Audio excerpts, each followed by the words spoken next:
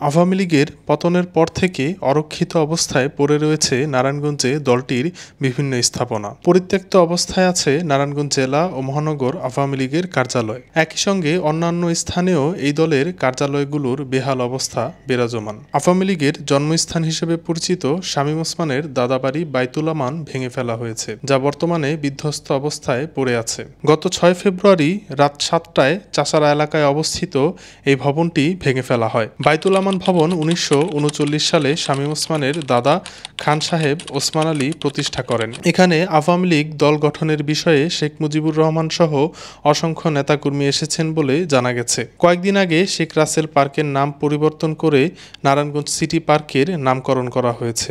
ফতুল্লা খান সাহেব ওসমান আলী স্টেডিয়ামের নাম পরিবর্তন করে রিয়া গোপের নামে স্টেডিয়ামের নামকরণ করা হয়। পর্যায়ক্রমে ওসমান পরিবারের সদস্যদের নামে থাকা বিভিন্ন স্থাপনার নাম পরিবর্তন করা হয়েছে। গত 5 আগস্ট ছাত্র জনতার গণ অভ্যুত্থানের মধ্য দিয়ে শেখ হাসিনা দেশ ছেড়ে পালিয়ে গেলে শামীম ওসমানের বাড়িতে হামলা ও অগ্নিসংযোগ করেন বিক্ষুব্ধ ছাত্র জনতা।